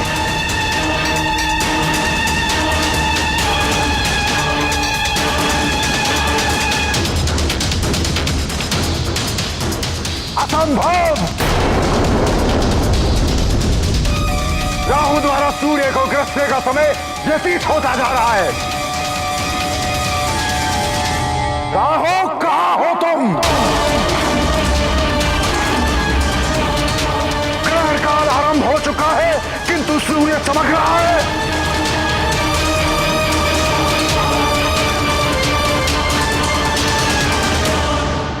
कहीं देवताओं ने फिर से छल तो नहीं किया या राहु को रोकने की कोई नई युक्ति ढूंढ ली है। ये देवता भली भांति जानते हैं कि चंद्र ग्रहण और सूर्य ग्रहण के समय ही असुर अपनी असुरी शक्तियों में वृद्धि करने के लिए मायावी यज्ञ और विधान रचते हैं। यदि यह सत्य है कि सूर्य ग्रहण रोकने में देवताओं ने प्रयास किया है तो महादेव की सौगंध, दशानन के कोप का भागी बनना पड़ेगा तुम्हें। पुरोहित जी, ये कैसे हो सकता है? पहले कभी नहीं सुना कि सूर्य ग्रहण अपने निर्धारित समय पर आरंभ ना हुआ हो। महाराज, वो युवराज। क्या हुआ मेरे पुत्र मारुति को?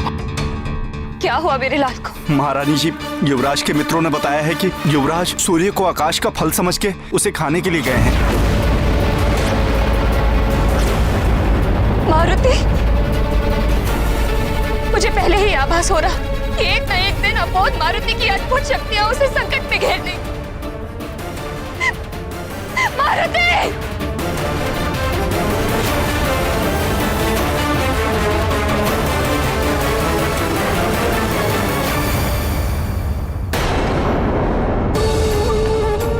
हे प्रभु, हे देवेश्वर, हे भोलेनाथ, हे कृपालु, मेरे लाल की रक्षा करना, उस पर कोई संकट आने ना पाए।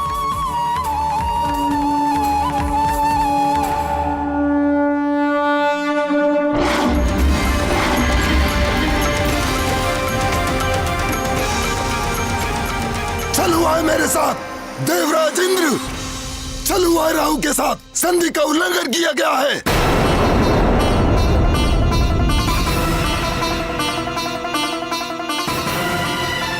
क्या अनर्गल प्रलाप कर रहे हो राहु? कैसा छल? किस संधि का उल्लंघन? भूल गए देवराज इंद्र, स्मरण कीजिए। अमृत प्राप्ति के लिए समुद्र मंथन के वक्त देवताओं और दानवों के मध्य क्या संधि हुई थी? भली भांति स्मरण है हमें। देवों का नेतृत्व मैं ही कर रहा था। तुम सब असुर दैत्यराज बाली के नेतृत्व में दूसरी ओर थे। समुद्र मंथन के लिए मंदराचल पर्वत को मथानी बनाया गया। वासुकी नाग ने रस्सी का कार्य किया। और नारायण ने कच्छप का रूप धर के मंदराचल की मथानी को अपनी पीठ पर धारण किया। समुद्र के गर्भ से सबसे पहले हलाहल विष निकला। उस हलाहल विष के प्रभाव से चारों ओर हाहाकार मच गया था। पूरा संसार विष के प्रभाव से नष्ट होने लगा था। नष्ट।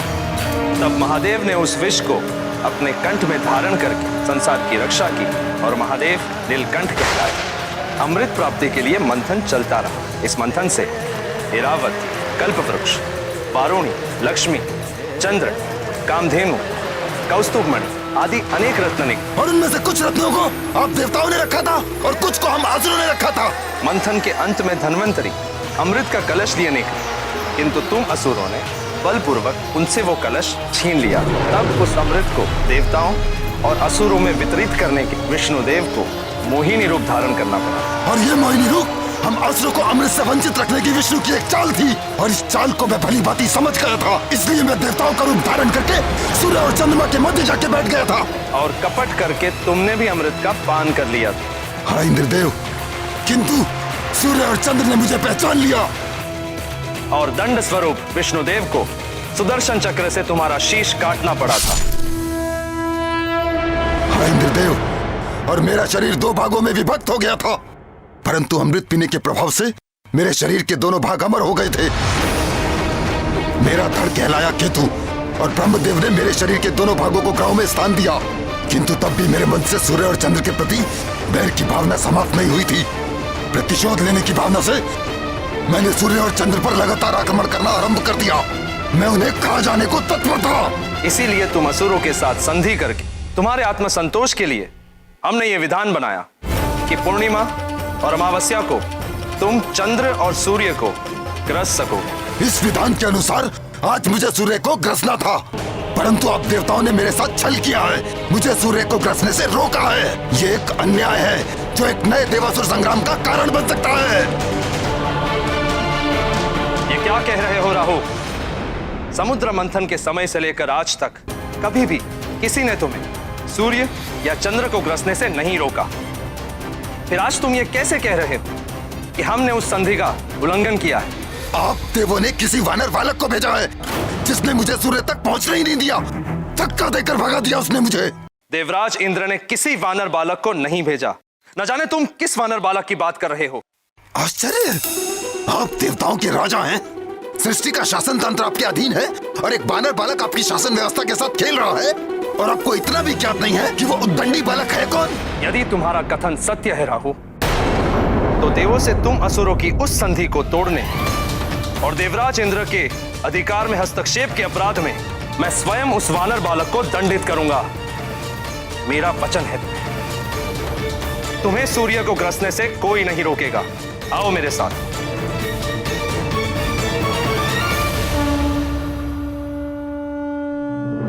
अच्छा, तो ये है वो आकाश फल। कितना बड़ा है।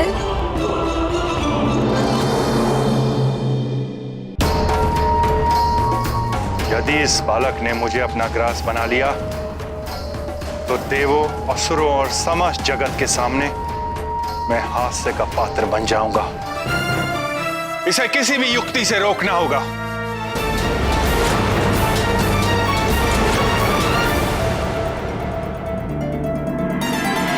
नारायण नारायण।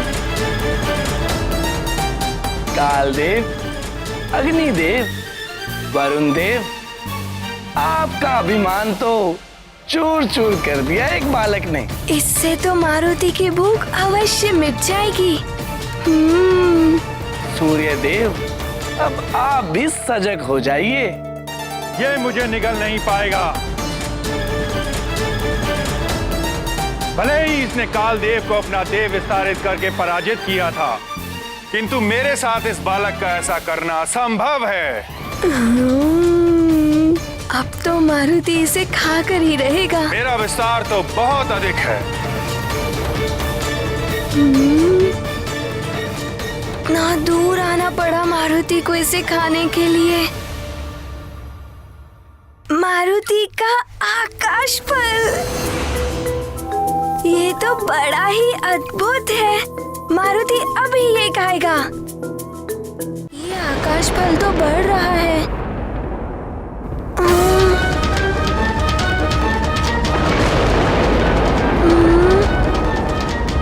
ये आकाश फल इतना क्यों बढ़ता जा रहा है?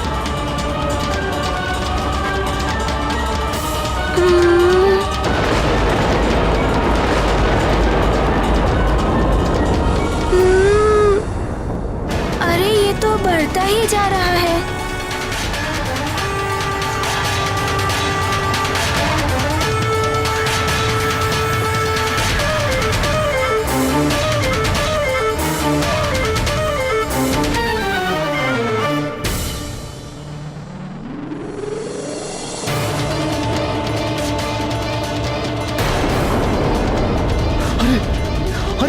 अरे आज ये क्या हो रहा है?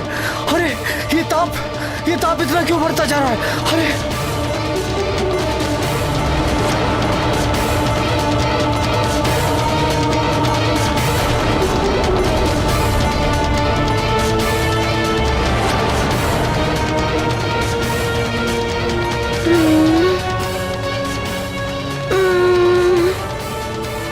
क्या करे मारुति?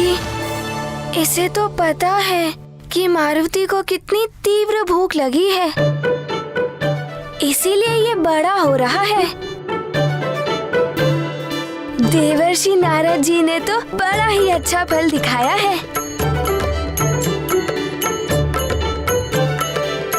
इसे खाकर तो मारुति की भूख भी मिट जाएगी और माँ की चिंता और दुख मिट जाएगा।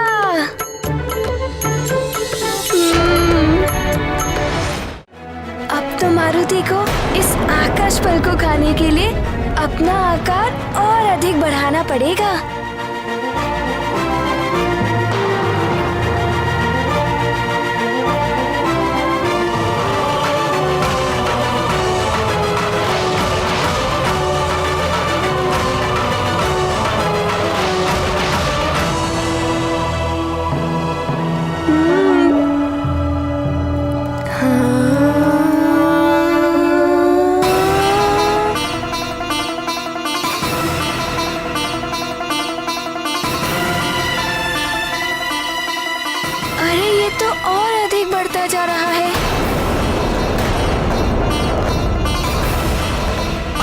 ग्रहण तो हुआ नहीं और सूर्यदेव का ताप भी असहनीय हो गया है।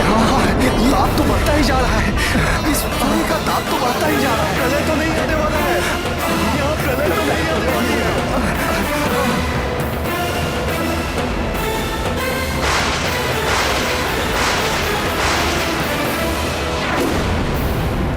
अरे ताप बढ़ता ही जा रहा है। आज सब कुछ विचित्र ही हो रहा है महाराज। अरे प्रलय तो नहीं आने वाला है आज।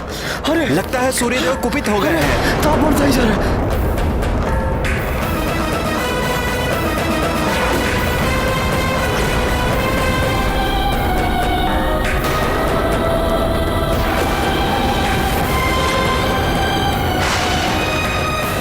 ये तो प्रलय के लक्षण दिखाई दे रहे हैं।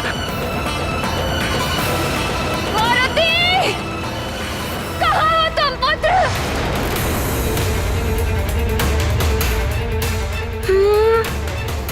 ये आकाश फल तो कितना बड़ा हो गया।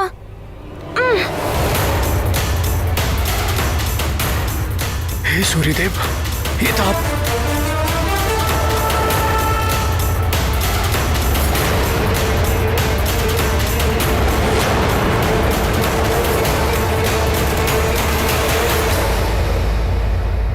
हे महादेव, ये तो अनर्थ होने जा रहा है। सूर्यदेव एक सीमा तक ही अपना आकार बढ़ा सकते हैं। अपनी मर्यादा से अधिक आकार बढ़ाएंगे तो उनमें विस्फोट हो जाएगा। वे स्वयं खंडित हो जाएंगे और खंडित हो जाएगा उनका सूर्यलोक। असमय ही सृष्टि में प्रलय आ जाएगी Mahadev. For more updates, subscribe to our channel, click the show links and enjoy watching the videos.